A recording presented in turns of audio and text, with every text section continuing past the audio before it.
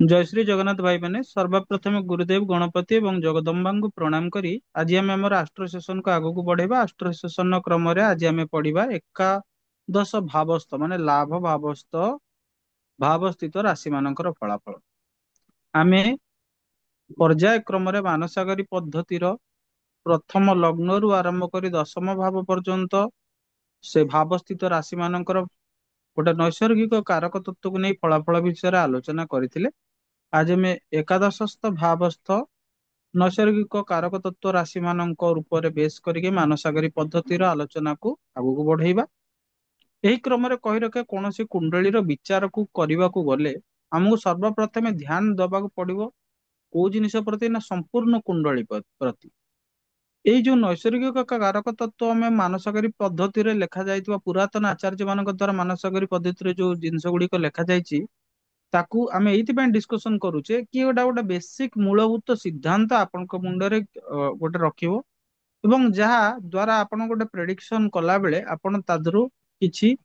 जिनिस को सेतु आनिले सेटा प्रेडिक्शन रे आपन हेल्प करिवो। सेटा किभଳି भाबरे करिवो आमे धीरे धीरे जेतବେଳେ ମୁଁ एगुडाक पढैछि नैसर्गिक कारक तत्व को नेकी सेटा मु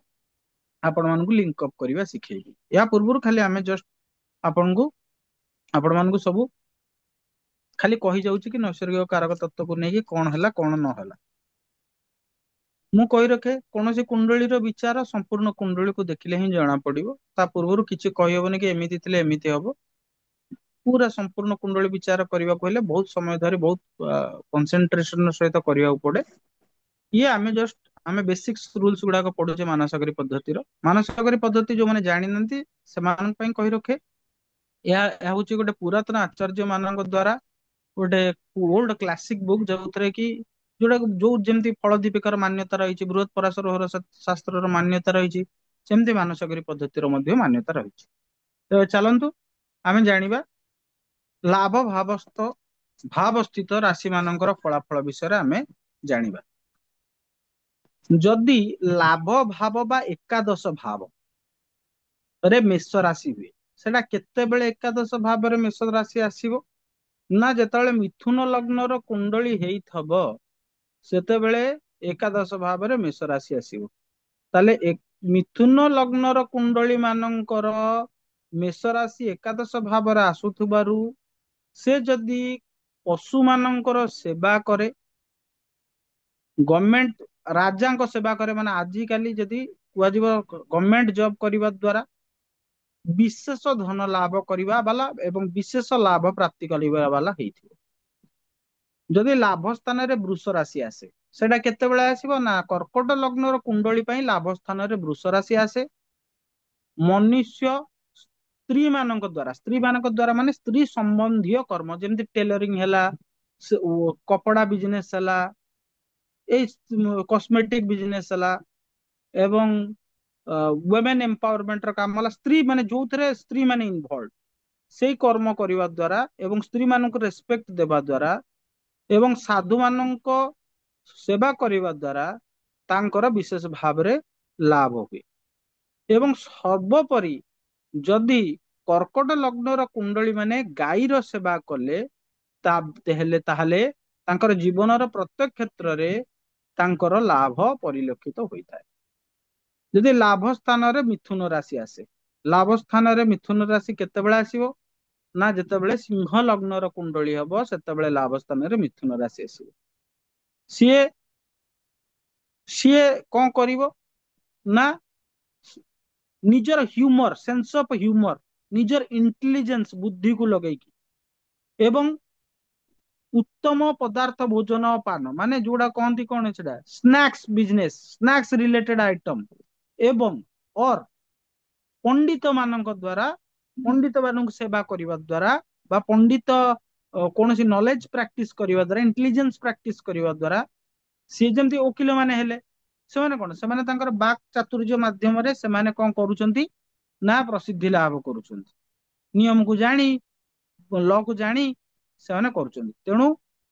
से जिनस जदि से करती ताले से अधिका लाभ हुए। जदि लाभ स्थान रे कर्कट राशि आसे लाभ स्थान रे कर्कट राशि केतेबेले आसीबो ना लाभ स्थान रे कर्कट राशि आसीबो जदि କନ୍ୟା ଲଗ୍ନର କୁଣ୍ଡଳୀ ହେଇଥାଏ। କନ୍ୟା ଲଗ୍ନର କୁଣ୍ଡଳୀରେ ଯଦି ଲାଭ ସ୍ଥାନରେ କର୍କଟ ରାଶି ଆସେ, ତେବେ ଚାକିରି ଦ୍ଵାରା, ମାନେ ସେବା କରିବା ଦ୍ଵାରା, କ୍ଷେତ କରିବା ଦ୍ଵାରା, ମାନେ ଚାଷବାସ କରିବା ଦ୍ଵାରା, ଶାସ୍ତ୍ର କୁ ମାନିବା ଦ୍ଵାରା, ସାଧୁ ଜନଙ୍କ ସେବା କରିବା ଦ୍ଵାରା ତାର ବିଶେଷ ଭାବରେ ଲାଭ ହୋଇଥାଏ। ଲାଭ ସ୍ଥାନରେ ଯଦି ସିଂହ ରାଶି ଆସେ, ଲାଭ ସ୍ଥାନରେ ସିଂହ ରାଶି କେତେବେଳେ ଆସିବ ନା ତୁଳା ଲଗ୍ନର କୁଣ୍ଡଳୀରେ ଲାଭ ସ୍ଥାନରେ ସିଂହ ରାଶି ଆସିବ, ତ ମଣିଷ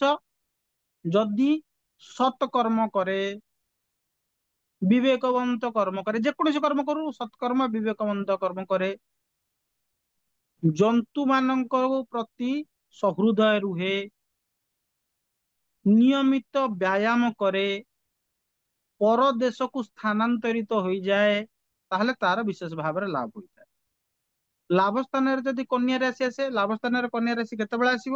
ଯଦି ବୃଶ୍ଚିକ ଲଗ୍ନ ବା ବିଛା ଲଗ୍ନର କୁଣ୍ଡଳୀ ହେଇଥାଏ, ତାହେଲେ କଣ ହବ, ସିଏ ବିଭିନ୍ନ ପ୍ରକାରର ପ୍ରୋସିଜିଅରରେ ଲାଭ କରିବା ବାଲା, ଶାସ୍ତ୍ର ପୁରାଣୀ ଦେର ଅଭ୍ୟାସରେ ତଥା ଓକଲ୍ଟ, ଓକଲ୍ଟ ମାନେ ଯୋଉଗୁଟା ମିଷ୍ଟ୍ରିୟସ ବିଦ୍ୟା, ତାକୁ ପ୍ରାକ୍ଟିସ କରିବା ଦ୍ଵାରା, ନିଜେ ବିନୟୀ ତଥା ବିବେକୀ ଯଦି ସିଏ ରହେ, ତାହେଲେ ତାର ଲାଭ ବାଇ ଡିଫଲ୍ଟ ହେଇ ହେଇ ହେଇ ହେଇ ଚାଲେ। ଯଦି ଲାଭ ସ୍ଥାନରେ ତୁଳା ରାଶି ଆସେ, ଲାଭ ସ୍ଥାନରେ ତୁଳା ରାଶି କେତେବେଳେ ଆସିବ ନା ଯଦି ଧନୁ ଲଗ୍ନର କୁଣ୍ଡଳୀ ହେଇଥିବ, ସେଇଠି ସେ ବିଭିନ୍ନ ପ୍ରକାର ବେପାର କରିବା ବାଲା, ବେପାରରୁ ଲାଭ କରେ, ସାଧୁଙ୍କ ସେବା କରିବା ଦ୍ଵାରା, ନମ୍ରତାରେ ନିଜକୁ ନମ୍ର ଭାବରେ ରଖିବା ଦ୍ଵାରା, ଏବଂ ଯୋଉଠି ଯୋଉ ଲୋକମାନଙ୍କୁ ପ୍ରଶଂସା ଦେବା କଥା ସେଇଠି ଭଲ ଭାବରେ ପ୍ରଶଂସା ଦେଇ, ଯୋଉଠି ଯୋଉ ଲୋକମାନଙ୍କୁ ନିନ୍ଦା କରିବା କଥା ତାଙ୍କୁ ବୁଝେଇ ସୁଝେଇ, ମାନେ ବାକ୍ ଉପରେ ନିୟନ୍ତ୍ରିତ ରଖି ଯଦି ସିଏ ସମାଜରେ ଚଳେ, ତାର ବହୁତ ବଢିଆ ଲାଭ ହବ। ଯଦି ଏକାଦଶ ଭାବରେ ବୃଶ୍ଚିକ ରାଶି ଆସିବ, ଏକାଦଶ ଭାବରେ ବୃଶ୍ଚିକ ରାଶି କେତେବେଳେ ଆସିବ ନା ଯଦି ମକର ଲଗ୍ନର କୁଣ୍ଡଳୀ ହେଇଥିବ, ତାହେଲେ ମଣିଷ ଯଦି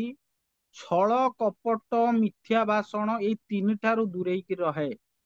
କାହାର ଚୁଗୁଲି ନ କରେ